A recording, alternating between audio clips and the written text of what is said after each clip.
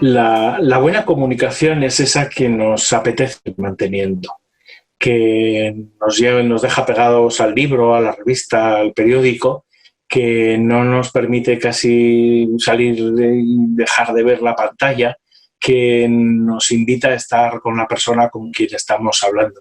Todos queremos encontrar esa capacidad de hacer que los contenidos nos emocionen, nos parezcan relevantes, que quien emite la comunicación sea capaz de hacerlo sustancial y sustancioso y que quienes estamos escuchando tengamos que hacer ese esfuerzo, pero que sea un placer, ¿no? Yo creo que la buena comunicación es esa comunicación divertida.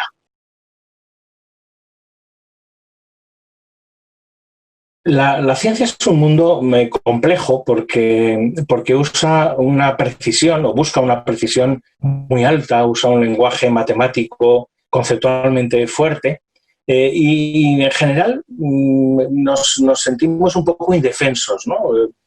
Cuando escuchamos a una persona científica. Lo que no sabemos es que esa persona científica se siente también indefensa cuando está contando cosas de ciencia porque no está hablando con colegas, es decir, no sabe si le van a entender y tal, ¿no?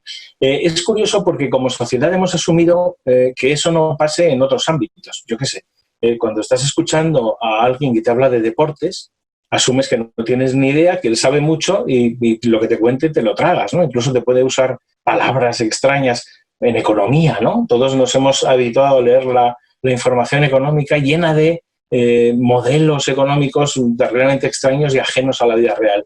Pero cuando nos lo hace la ciencia, nos sentimos indefensos, ¿no?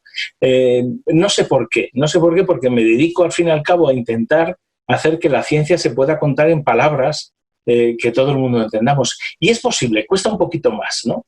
Decía Einstein que la ciencia bien contada es la que puede hacer que tu abuela te entienda lo que estás haciendo, ¿no? Sin menospreciar a tu abuela ni a nadie. Yo siempre he dicho que la ciencia bien contada es la que se entiende, ¿no? La que te permite hablar a veces de cosas muy abstrusas, pero explicando un poco a qué te refieres. No es diferente, ya digo, de otros ámbitos, ¿no? Todos hemos conocido lo complejo del lenguaje judicial o de la abogacía, los términos tan precisos y tan ajenos a la experiencia real. Lo mismo que nos sucede con el lenguaje médico, ¿no? Sin embargo, asumimos que tenemos que aprender un poco. Quizás lo que nos ha faltado es valorar la ciencia hasta el nivel que nos invite a decir, oye, es interesante. Yo reconozco que trabajando en tecnología a veces lo tenemos ganado. Es decir, cuando yo hablo de cosas como los agujeros negros o el Big Bang, es decir, conceptos terriblemente ajenos a la experiencia habitual de las personas, sin embargo la gente se queda embobada porque le gusta, ¿no? ¿Qué será eso, no? Cuando el lenguaje de la ciencia es capaz de despertar sorpresa, ganas de conocer, yo creo que es un éxito, ¿no? Y eso es lo que habría que pedirles a los científicos, darse cuenta de que ellos tienen que expresarse así también, ¿no? No vale hablar siempre para colegas, eso está bien, hay que publicar en las revistas, hay que hacer congresos, pero también es preciso contarle a tu familia a qué te vas toda la semana.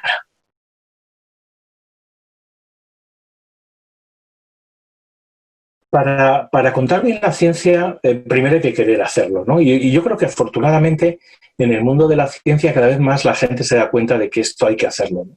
Vivimos en un mundo muy competitivo, los proyectos son difíciles de llevar adelante, el dinero que hay para todo esto es escaso y funciona de una forma importante la comunicación de los proyectos, la comunicación de la ciencia.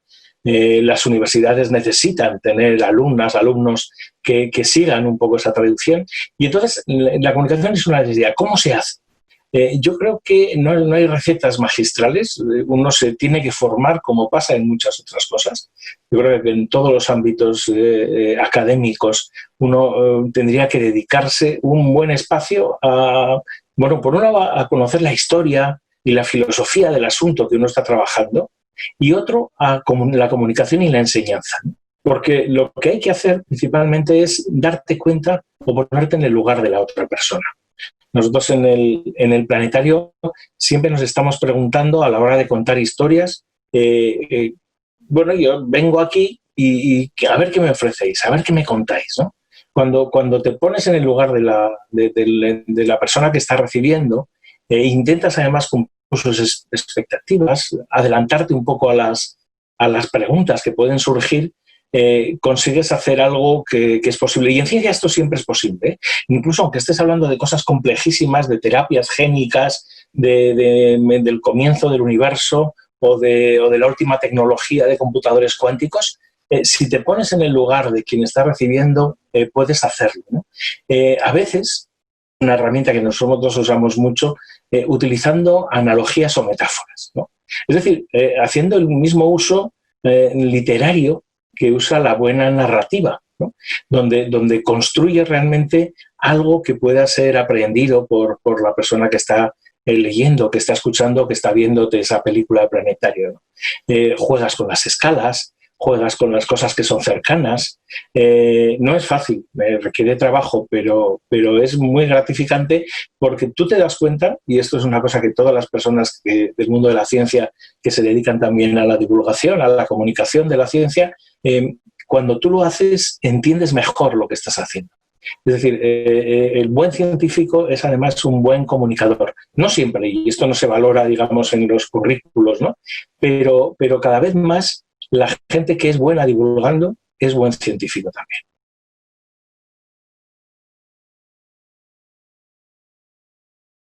Bueno, yo tengo una carrera un poco extraña porque empecé, de hecho, en el mundo de la comunicación casi a la par que en el mundo de la universidad. Yo me dedicaba a hacer radio y a escribir en revistas, es decir, a hacer periodismo científico desde muy al principio. Y al fin y al cabo trabajo en un lugar como es el Planetario, en el que lo que hacemos principalmente es, bueno, participa la sociedad de la ciencia, es decir, comunicar, ¿no? Pero por supuesto he ido cambiando muchísimo, sobre todo dándome cuenta de que menos es más, ¿no? Hay un miedo o hay una cierta tentación en el mundo de la ciencia a querer hacer una enciclopedia, ¿no? Es decir, cuando viene un periodista y te pregunta, oye, ¿qué hay de este agujero negro que se ha encontrado, ¿no? Entonces tú empiezas, ¿no? Desde la más antigua antigüedad, ¿no? El hombre siempre ha mirado el cielo y digo, bueno, eso vamos a darlo por supuesto. Es decir, no siempre hay que empezar un tratado hablando de lo que hacíamos hace 5.000 años. No siempre hay que explicarlo todo, ¿no? Sin embargo, puedes acudir, y eso es lo importante, y eso es una cosa que se va aprendiendo, acudir a lo que es significativo. Es decir, cuando hablamos, yo qué sé, por ejemplo, de otros planetas, ¿no? Se ha descubierto un mundo que es parecido a la Tierra, la cosa es preguntarnos, ¿por qué es esto interesante, ¿no? Que haya a 1.000 años luz un planeta que pueda ser parecido a la Tierra. Bueno, entonces eso nos hace reflexionar sobre la vida, sobre nosotros, sobre nuestra condición en el cosmos, y te das cuenta que esas cosas quizás no son tan científicas, pero son mucho más interesantes. Entonces, el trabajo que he ido teniendo y cómo he ido aprendiendo en esto ha sido a ir dejando a veces las fórmulas en un segundo plano y tomando en el primer plano la experiencia, la emoción, la pregunta que nos hacemos, porque eso, lo bueno de trabajar en un planetario es que estamos expuestos a eso constantemente, porque tenemos chavales, tenemos niñas y niños que no tienen prejuicios, ¿no? Cuando preguntan, preguntan de todo, a tumba abierta, no se ciñen a un guión, no, si han escuchado algo sobre un nuevo agujero negro, te lo van a preguntar, o sobre una misión espacial, y eso es maravilloso, ¿no? Porque te hace darte cuenta de que las cosas importantes están ahí al cabo de la calle.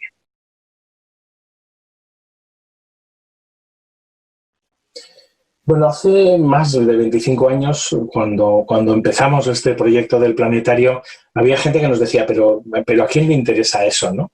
Yo recuerdo que una buena periodista y buena amiga nos decía, pasados los años, dice, oye, Armentia, me decía, antes de que estuvierais vosotros por aquí, no había Perseidas, no había eclipses, ¿no? Es decir, nosotros vivíamos tan tranquilos sin que nos estuvierais volviendo locos siempre con que Venus se ve ahora por la tarde o ese tipo de cosas, ¿no? Y yo le decía, ¿ves? Y os lo estabais perdiendo. Fíjate, nadie lo contaba, ¿no? Ese es un poco, digamos, el papel del planetario, ¿no? Hemos contado cosas que nadie esperaba que se le contaran, ¿no? Y eso en una comunidad como la nuestra yo creo que es muy importante, ¿no? Porque tendemos yo creo que esto pasa en todos los sitios, a reflexionar en exceso sobre los mismos temas y a olvidarnos que hay un mundo fuera, ¿no? Y el planetario es precisamente el mundo fuera, es lo más bestia, ¿no? Es decir, ¿qué es lo menos pamplonés que podemos imaginarnos? El universo. Pero de repente nos damos cuenta que lo es, ¿no? Fíjate, con la experiencia que hicimos hace unos años de crear un jardín que es un modelo de la galaxia, ¿no? En colaboración con el Ayuntamiento de Pamplona, que nos montó ahí en Yamaguchi un modelo de cómo es la galaxia, de repente descubrimos todos, el público y nosotros, que se puede hacer un viaje intergaláctico sin salir de Pamplona, ¿no? Y eso es bonito, ¿no? Yo creo que esa ha sido un poco la historia de crecimiento que hemos ido haciendo en el planetario. Por otro lado, el planetario supuso desde el principio, y ahora lo es indudablemente, ese lugar donde se puede hablar de muchas cosas, entre ellas de ciencia, donde la cultura mira también a los descubrimientos científicos, donde los propios grupos de investigación, las universidades, todos los centros de investigación y las empresas que hacen tecnología e innovación encuentran un lugar donde contar cosas al público y un poco con esa mirada, ¿no? Desde hace unos años hemos tenido además esa especial dedicación al mundo educativo, es decir, mirando a la gente que vendrá en el futuro. De hecho, el planetario es un poco ese sitio donde se viene de niño con el cole y luego vienes de padre a traer a los hijos o vienes a escuchar conferencias o a ver alguna exposición o algún montaje o un concierto, ¿no?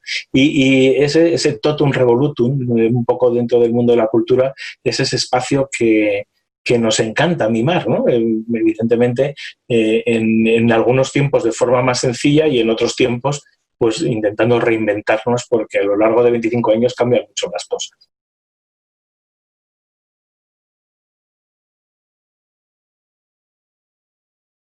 Que es la vocación, el desarrollo de las vocaciones, de la importancia que tienen las enseñanzas científico-técnicas, eso que llamamos el STEM, ¿no? La ciencia, tecnología, ingeniería y matemáticas, ¿no? Donde además de haber poca presencia, es decir, no hay muchos alumnos que den el salto para irse a las carreras de ciencias, nos encontramos con que especialmente hay menos chicas que chicos que se dediquen a ello, ¿no? Y el planetario quiere hacer y está haciendo un papel activo en colaboración con el Gobierno de Navarra para que precisamente este mundo de la ciencia y la tecnología sea algo atractivo, ¿no? Igual no es lo más atractivo, no es como el fútbol, yo qué sé, pero sí, desde luego, puede ser una cosa muy entretenida, tanto para chicas como para chicos, ¿no? Y esto es un reto porque hay que inventar cosas, nos hemos metido en concursos de temas de robótica, en hacer satélites artificiales con los chavales, en concursos de ingeniería genética en colaboración con el CSIC, que van a estar a Estados Unidos y que, bueno, pues son cosas muy, muy divertidas porque no sabemos a dónde llegaremos, pero mientras tanto estamos convencidas de que esto merece la pena, ¿no? Y que además hay un público que nos, digamos, nos responde y nos pide más. El mundo de transmisión de conocimiento de la educación, más aún de la educación universitaria o incluso la posgrado, ¿no? La comunicación a veces se ha dejado en un segundo plano, ¿no? Posiblemente lo importante era, en el caso que yo me muevo, en los ámbitos que yo me muevo, más del tema científico, lo importante era la precisión, la actualidad, la relevancia, el disponer de referencias. Todo eso está bien, pero en los últimos tiempos, con la implantación de lo digital, nos hemos dado cuenta que tener eso es más o menos sencillo. Es decir, eso está bien teniendo unas buenas referencias, teniendo una buena programación y un buen equipo que sepa qué contar. Cada vez más estamos valorando el hecho de que en esa transmisión que estamos haciendo informemos bien del método. Es decir, en la enseñanza para mí es fundamental que la gente entienda cuál es el proceso, ¿no? Que un día cuando tú te enfrentes a una investigación, a algo, a cualquier proyecto, sepas por dónde empezar, dónde mirar, a quién preguntar o qué plantearte, ¿no? Esas ideas, cómo comunicarlo, cómo jugar en la arena de la ciencia, ¿no? Hay que tener en cuenta que el método científico se planteó hace 4 siglos y se ha ido desarrollando desde entonces, es decir, no es algo excesivamente nuevo, ¿no? Sin embargo, hay que renovarlo cada día, es decir, lo hemos estado viendo en estos tiempos complejos que vivíamos, en el que la ciencia se ha estado presentando al mundo casi sin hacer, o en el mismo proceso de cómo se estaba haciendo la interpretación de cómo era el virus, de cómo actuaba, de las vacunas que vienen y van y tal. Toda esa ciencia en directo es algo apasionante, pero no es lo habitual, ¿no? Normalmente eso se hacía en otro sitio, se hacía en esa trastienda, y lo que llegaba era la publicación, el producto, la terapia, la vacuna, y todo el mundo estaba contento. Cuando estás dedicándote a la enseñanza, a la educación, tienes que enseñar esa trastienda. Y lo bueno de las circunstancias que vivimos ahora y de los medios de que disponemos ahora es que precisamente esa trastienda se monta muy bien, ¿no? Podemos darle la vuelta a las clases de las universidades, tenemos que darle la vuelta y convertir a las personas que están ahí acercándose a estos conocimientos en verdaderos protagonistas, ¿no? Ese es un poco lo que estoy intentando hacer, bueno, lo que intentamos hacer desde hace años y aprendiendo, ¿no? Y además estoy convencido de que no es algo único en la enseñanza de las ciencias, sino que se puede trasladar a cualquier materia de estudio. Yo creo que esa gran revolución de las enseñanzas es una de las cosas que tenemos que proponernos, digamos, como tarea para cuando vaya esto saliendo un poco del agujero donde andamos.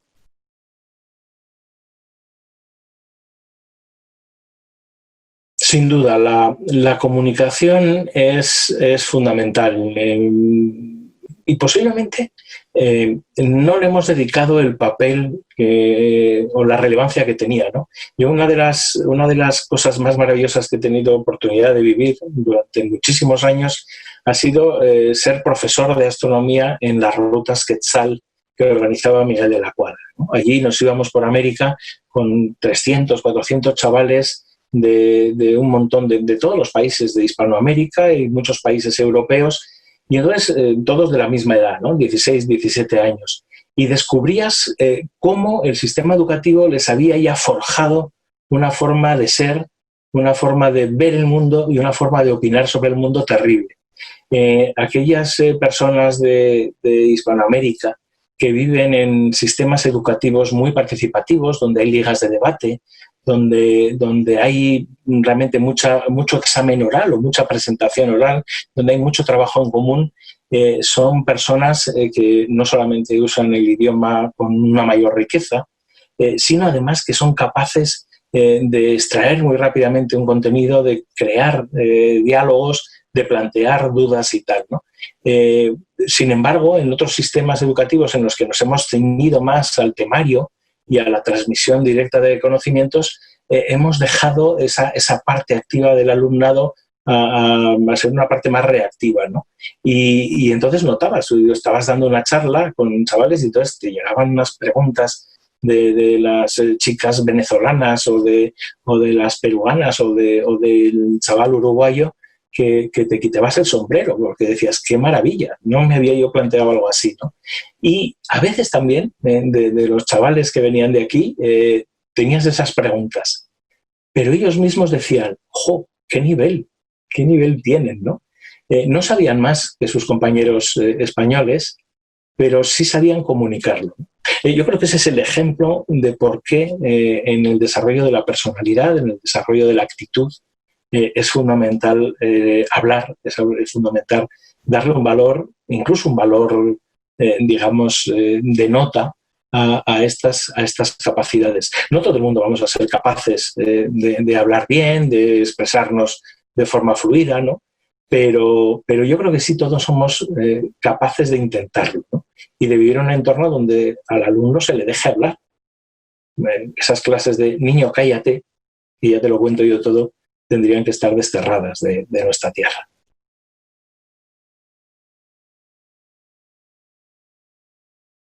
Uno de los momentos más especiales dentro de mi trabajo en el Planetario de Pamplona en relación al mundo de la comunicación fue algo que nos sucedió en el año 2015, que el Planetario de Pamplona colaboró con la Sociedad Española de Astronomía y el Instituto Cervantes para hacer una candidatura al dar un nombre a una estrella y a los planetas que se habían descubierto.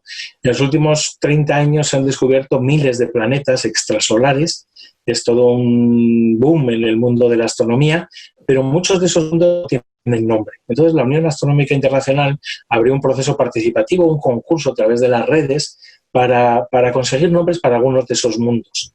Y nuestra propuesta, la propuesta que digamos, vehiculizamos el Planetario de Pamplona, fue precisamente dar a una estrella que tenía 4 planetas los nombres de Cervantes para la estrella, Dulcinea, Rocinante, Quijote y Sancho, en orden de distancia a su Sol, a los 4 planetas, ¿no? Era una idea que a nosotros nos gustaba mucho porque juntaba un poco las dos culturas, juntaba la ciencia, la historia, era un patrimonio además que no había sido todavía reconocido en el cielo. Bueno, Cervantes tenía un cráter por ahí en la Luna, pero no era lo mismo, no era hablar de una estrella con el nombre de Cervantes. Y entonces nos encargamos de comunicarlo, de crear esa historia de forma que ilusionara mucho a la gente, desde abajo hasta arriba, ¿no?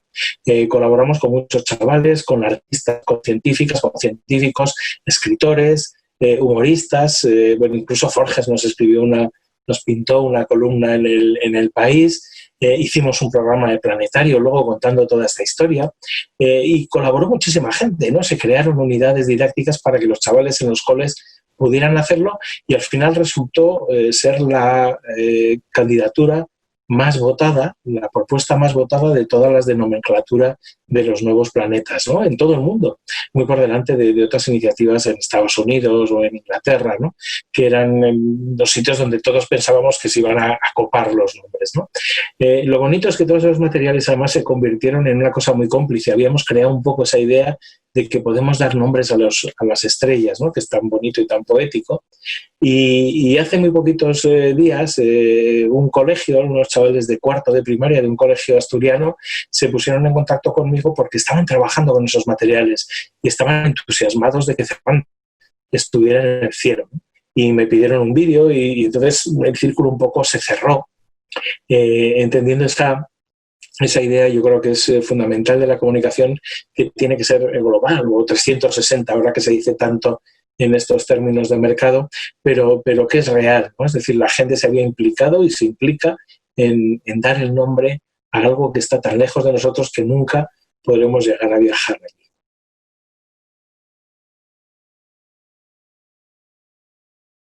El gran problema de intentar predecir el futuro es que estamos condenados al fracaso, ¿no? Y más en las cosas de la comunicación, ¿no? Y en las cosas de redes, ¿no? Evidentemente, el papel en que disponemos de esta memoria colectiva que es Internet, de esta capacidad de acceder a todo el mundo al momento que propician las redes, es algo que se va a implantar muy dentro de nosotros, lo llevaremos puesto, ¿no? Es decir, todas esas cosas futuras de que podremos tener la información en el mismo campo visual que vemos, a pesar de que todos los intentos que se han ido haciendo hasta ahora no han resultado ser cómodos, ¿no? Esas cámaras de realidad virtual siguen siendo una cosa extraña, pero yo no dudo que todo esto llegará de la misma forma que se están integrando los auriculares para toda la comunicación audiovisual, ¿no? Está el reto, está la frontera de lo áptico, ¿no? De esa comunicación del tacto, ¿no? Es algo que se está empezando a explorar, es decir, hay dispositivos que reproducen un poco sensaciones, esos guantes de datos quizás se incorporen de alguna forma sencilla, no sé cómo, pero de repente todas esas cosas que vemos muy virtuales vamos en un camino que se irán haciendo más reales, ¿no? No sé si incluso las terminales olfativas se podrán usar, es decir, que todos los sentidos sean, o incluso las conexiones neuronales, como ya se están probando. Quizás el mundo de la comunicación sea directamente esa conexión entre mentes o entre cuerpos que está dándose. A mí esto me espanta un poco, ¿no? Porque sigo siendo un gran defensor de la cercanía, de la presencia, aunque sea confinada, aunque sea a 2 metros de seguridad para evitar una transmisión de un virus, pero es muy importante, ¿no? Es decir, al fin y al cabo, fíjate, yo trabajo en un planetario que es un sitio, ¿no? Es un sitio donde la gente le gusta venir y encontrarte con el cielo y encontrarte con historias, ¿no? Y esa historia cercana, eso también es el futuro de la comunicación. La forma en que sepamos integrar toda esa parte virtual con la parte cercana, con la parte más humana, que podemos llamar. Lo otro también es humano, pero digamos más clásico. Yo creo que será el gran boom, el gran reto de la comunicación de los próximos años.